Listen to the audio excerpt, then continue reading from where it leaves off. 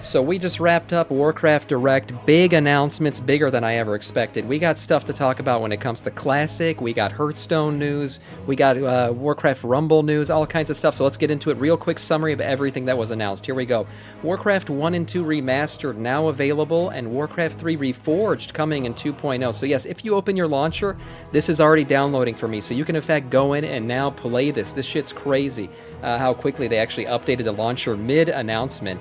And then Warcraft 3 Reforged 2.0 will be available to anybody who already has Warcraft Reforged. This is not an extra payable thing. This is not additional content you're going to have to buy. It's already given to you. Also, there's a new battle chest coming out that's already been looted, and Blizzard has released the Warcraft battle chest, which includes the Warcraft 1 Remastered, Warcraft 2 Remastered, and Warcraft 3 Reforged, Warcraft Orcs and Humans, Warcraft 2 Battle.net, and the Meat Wagon mount. That's right, so go get your Meat Wagon mount if you haven't already. You'll be able to get this baby, a badass looking mount. Cool stuff. Oh no, oh my god, there it is again. Yes, the big black long boy. I'm a man of the people, and I'm here to give back to the people. For 1 hour, watching 1 hour, my shitty 10 a.m. Eastern Time, Monday through Friday stream, you can enter to the giveaway for the big black long boy. Every hour you watch beyond that is another entry into the giveaway. That's right. I'm giving back. That's what I do. My $90 becomes your big black boy. Enter the giveaway today. Also, it ends on December 6th. For Classic, Mists of Pandaria Classic is announced and will launch 2025. I believe they said in the summer. Yeah, next summer 2025. So you want to go back to the Mists of Pandaria for the second time because we did remix.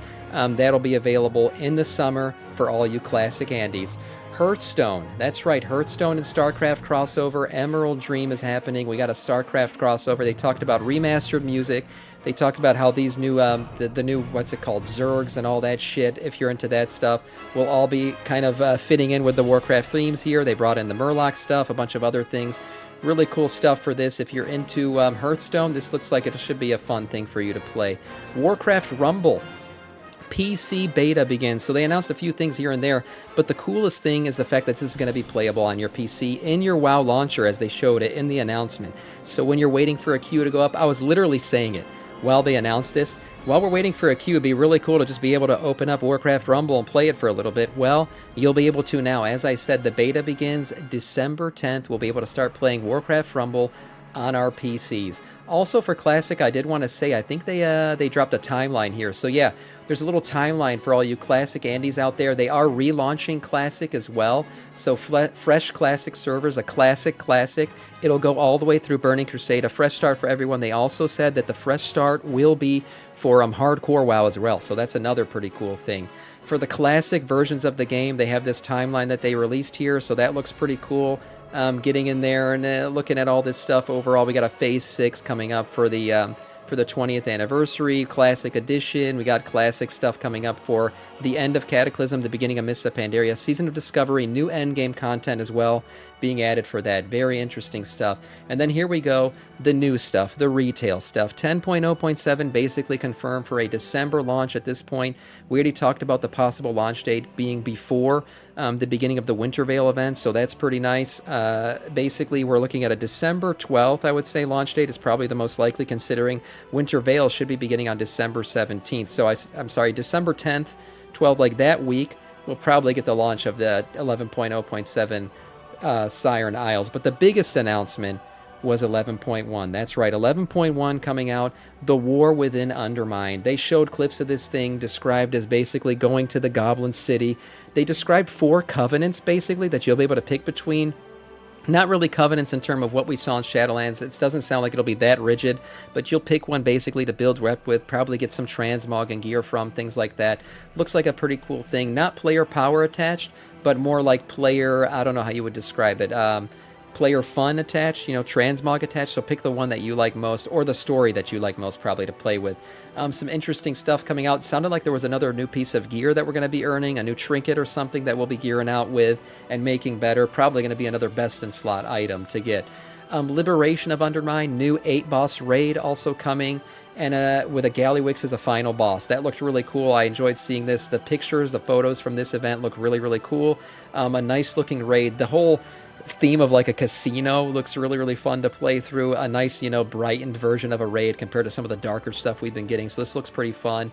Very goblin-esque. The art looks really cool. The styles look really cool. And again, fighting Gallywix in the end. I mean, who hasn't wanted to bitch slap Gallywix? He is Bobby Kotick after all. So we'll finally get in there and realize that Gallywix is in fact a Dreadlord. I'm almost calling that right now. Also, we're getting a new dungeon. So I think they said, what is it? The Motherlode, and then Operation Floodgate is the new dungeon. So Motherlode is in fact going to be your new, your basically your old dungeon coming back. That makes sense. But then Operation Floodgate was described as a new story where we're trying to stop these guys from blowing up a dam that will eventually flood the entirety of Undermine. So we're going to go in there, stop them from doing that. Sounds like a new thing. The best part about it, the new dungeon coming in will also be part of Season 2's rotation. So that's great to see. You'd hate to see them add a new dungeon and not make it part of the rotation. So I'm really glad they decided to do that. So we'll be able to play this thing in, they said, normal, heroic, and Mythic Plus versions. And last but not least, probably one of the most insane announcements of all, player housing. That's right. No, it's home sweet home. Player housing coming to WoW for the first time ever in a really cool little cinematic that they dropped. And at the end of the cinematic, they basically showed the, what's it called? Midnight expansion logo. So we're probably going to get this thing for the Midnight expansion, but looking at this, I mean, this is exactly what I've said I wanted if they did put player housing game. I've never been a big player housing Andy, but I always said if you bring player housing, I would love to be able to show off some of the stuff I've done in game. So it looks like you'll be able to put some of your transmog glue on the wall. You got a boss head hanging there. I mean, this is so badass. Garrisons 2.0, I would say, is a pretty shitty understatement for what it looks like they're going to give us, which is a fully customizable home that you can show off everything you've done in the game, invite people to. It looks really, really cool. As somebody who never really cared for player housing, I'm not going to lie, I got excited for it when they announced it. So it looks like that's going to be coming at midnight. They didn't say much other than showing us a really cool little thing. And then at the very end, they gave us the total timeline. So let's pull this thing up, full view here. So we got a timeline. We got our, what are they called, roadmap for 2025. We're getting Siren Isles 11.0.7 along with Plunderstorm. We already know that. Undermined, new Undermined zone, new Liberation of Undermined, new dungeon, Operation Floodgate. We just talked about a drive. That's right. They talked about this new racing stuff. We're going to get customizable vehicles that you can drive extra fast on the road, faster than any ground mount, the way they described it in the game currently. So this is going to be cool. Maybe some basically dragon riding, but ground riding version. Right, so maybe we can get some dragon riding races, but in the version of a ground mount race. This sounds pretty cool. New Delves, Cartel Renown, which I talked about as being kind of that new basically Covenant stuff. And then Warband UI updates. Okay, that was something too. And then Season 2. So Season 2 will launch with 11.1. It looks like it'll be before the spring, so we're expecting this sometime in the winter. So that sounds really, really soon, actually. Sounds like we'll be getting it early next year. That's pretty great. 11.1.5, what is this? New content, Nightfall, Horrific Visions Revisited, Children's Reek update. Okay, so this sounds like we're going to get some Horrific Visions Revisited. Interesting. We'll get some probably campaign stuff.